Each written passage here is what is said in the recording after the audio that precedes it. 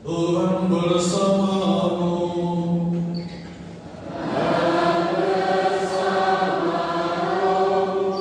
Inilah Injil suci menurut Yohanes.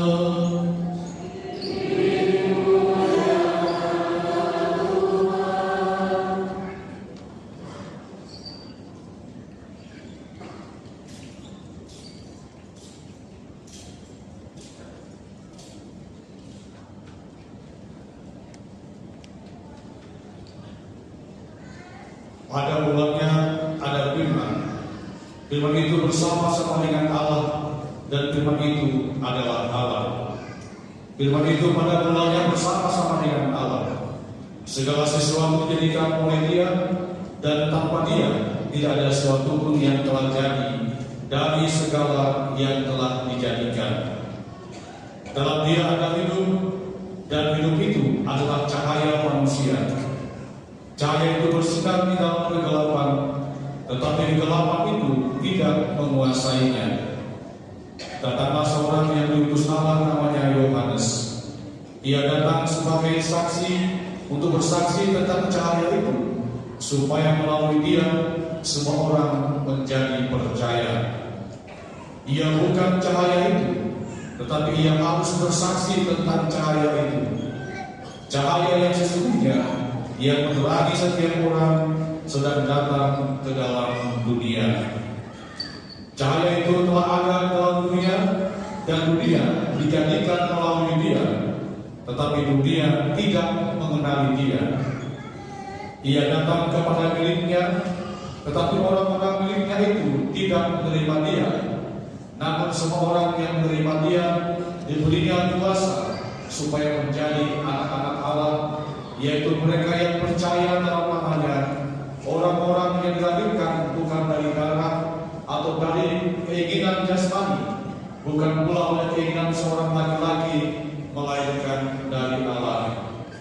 Firman itu telah menjadi manusia yang tinggal di antara kita, dan kita telah melihat kemuliaannya, yaitu kemuliaan yang diberikan kepadanya sebagai putra tunggal Bapa, penuh anugerah dan kebenaran. Yohanes bersaksi tentang Dia dan berseru, inilah Dia yang aku maksudkan ketika aku berkata, sesudah aku akan datang Dia yang telah mendahului aku, sebab Dia telah ada sebelum aku.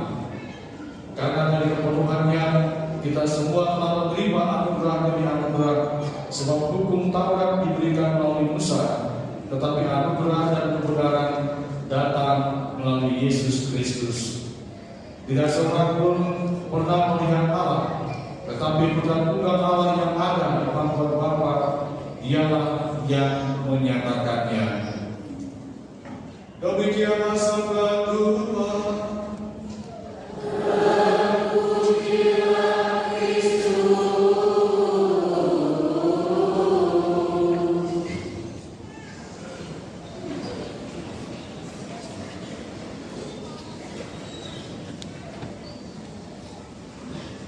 Ibu bapak, saudari-saudara, kaum muda, remaja dan anak-anak yang terkasih, sekali lagi selamat Natal. Salam. Nah, anak-anak, ada satu pertanyaan yang ada hadiahnya. Mana hadiahnya? Kakak-kakak, tolong kasih ke Romo. Hadiahnya kasih ke saya. Nanti saya kasih yang bisa menjawab pertanyaan Romo. Ya.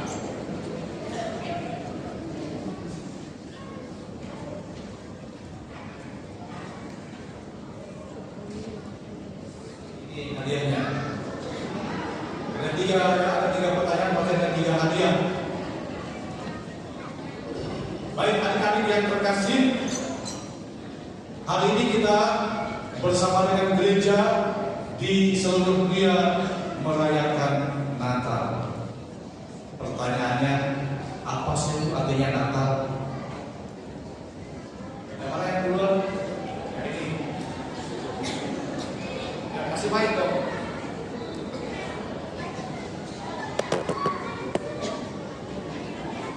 Berkunjung ya.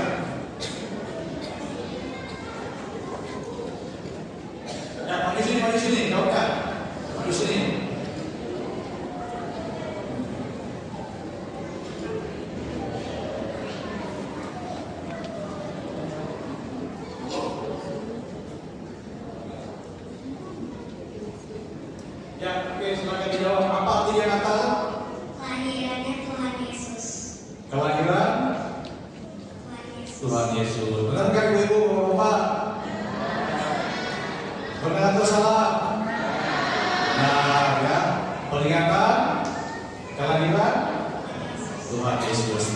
Ambil hadiahnya.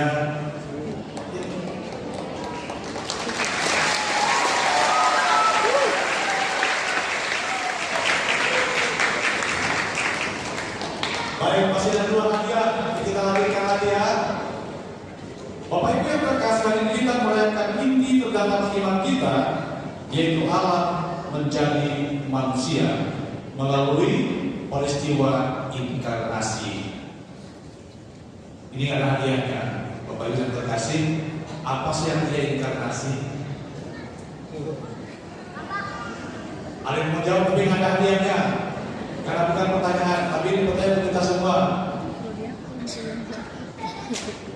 Jadi inkarnasi adalah peristiwa sabda yang menjadi manusia yang terwujud melalui pribadi Yesus yang lahir di kandang hewan, ya, kandang domba yang ada di tempat kita ini. Kita membayangkan saja, gitu ya.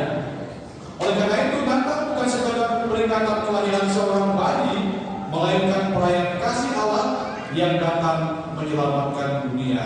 Nah, bagi adik-adik, Yesus lahir di kandang di mana? Pertanyaan duluan. Ini. Aduh.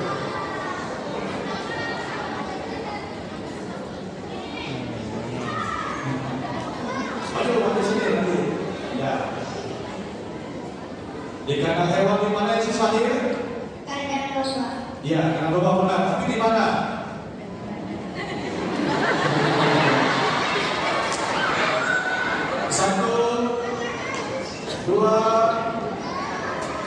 Dua setengah.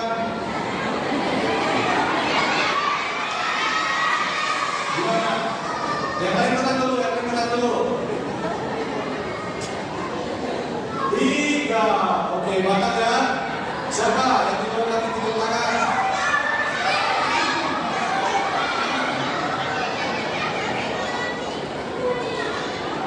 Ayo maju.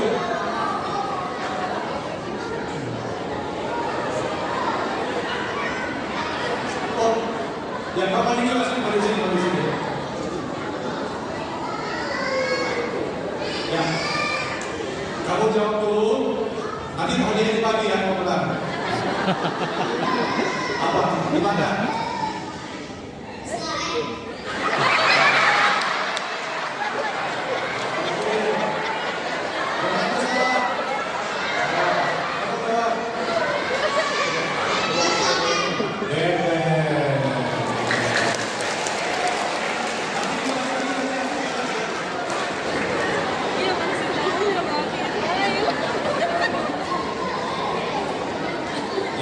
Baik, Bapak Ibu yang terkasih, jadi Yesus, ya, dalam peristiwa inkarnasi itu lahir di kandang domba, tadi benar dikatakan, tetapi di Bethlehem, satu tempat, satu kota yang kecil, yang sederhana dan lain sebagainya.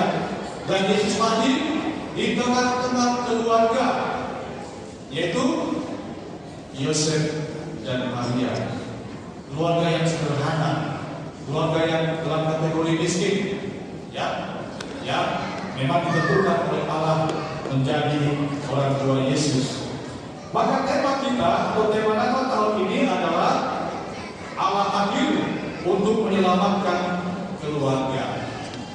Ini pertanyaannya untuk adik-adik. Pertanyaan yang ketiga, itu dalam Matius bab berapa? Ayat berapa sampai berapa? Tema Natal KWI dan PGI tahun ini. Susah ya? Oh, ada yang minta tangan tuh. Maju.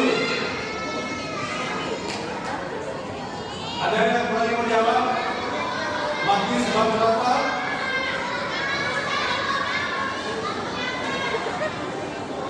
Jangan ditunjukin, nonton. Ya. Jawabannya Matius bab 1 ayat 21 sampai dengan 24. Bapak Ibu yang terkasih, Nabi Yesaya seperti diungkapkan dalam bacaan pertama tadi, Yesaya bab 9 ayat 1 sampai 6. Berseru penuh sukacita, betapa indahnya kedatangan pembawa kabar baik, Kabar itu adalah kabar keselamatan bahwa Allah sendiri datang membebaskan dan menghibur umatnya. Maka suka kita datang bukan hanya untuk didengar, tetapi untuk dibagikan melalui hidup yang membawa harapan dan damai. Bacaan kedua hari ini dalam surat kepada orang Ibrani menegaskan kepada kita sekalian bahwa Allah ini berbicara kepada kita melalui putranya Yesus Kristus, bukan sekadar tebusan. Dia adalah cahaya kemuliaan Allah sendiri. Dalam dirinya Allah tidak lagi jauh, tetapi dekat, hadir dan berjalan dengan kita. Jadi dalam peristiwa inkarnasi ini sebelum itu Allah yang dulu dipandang sangat jauh gitu ya, Allah Bapa yang dipandang sangat jauh, maka tidak boleh disebut nama dengan sembarangan. Maka ada istilah-istilah nama yang disampaikan kepada Allah, misalnya Eloi, Eli, ya, Elohim, Yahweh dan lain sebagainya. Itu sebutan-sebutan dulu zaman perjanjian lama. Karena tidak boleh menyebut Allah dengan langsung atau dengan sembarangan. Maka dalam peristiwa inkarnasi, Allah yang tadinya jauh menjadi Allah yang sungguh-sungguh dekat, tinggal dan bahkan hidup di tengah-tengah keluarga. Maka tema yaitu Allah hadir untuk menyelamatkan keluarga. Kenapa? Yesus hadir di tengah-tengah keluarga Yusuf dan Maria dan mempersembahkan dan memasrahkan hidupnya, ya, di dalam tengah-tengah keluarga Yusuf dan Maria dalam pertumbuhannya, mempersiapkan pembuatan kerajaan Allah.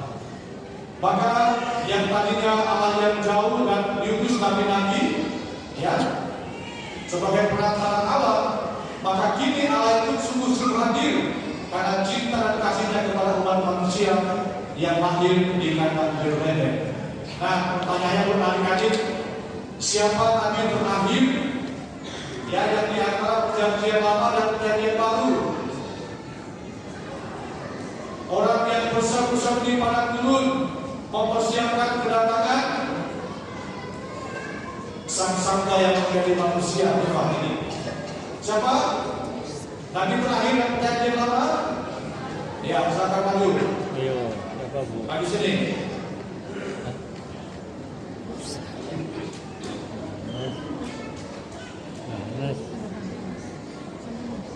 Ada lainnya? Ada yang satu. Siapa? Nabi saya. Betul atau salah? Salah. Oke, siapa yang mau turun tangan? Maju sini.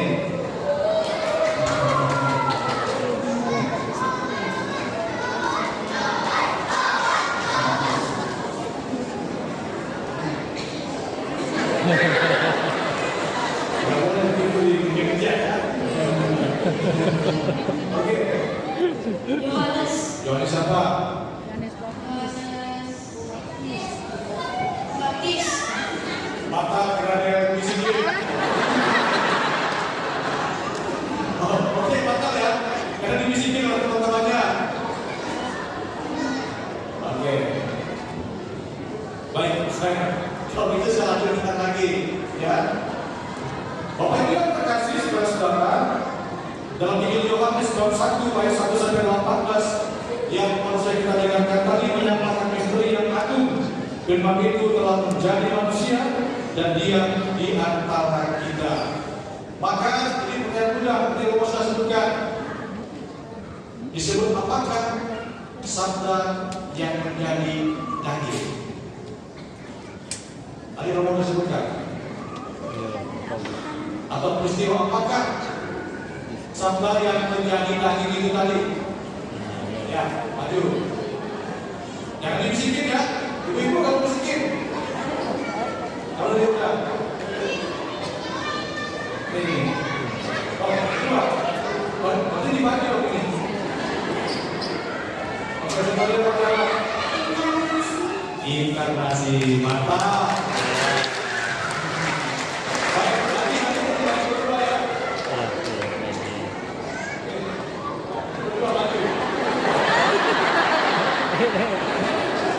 Waduh, bagaimana itu?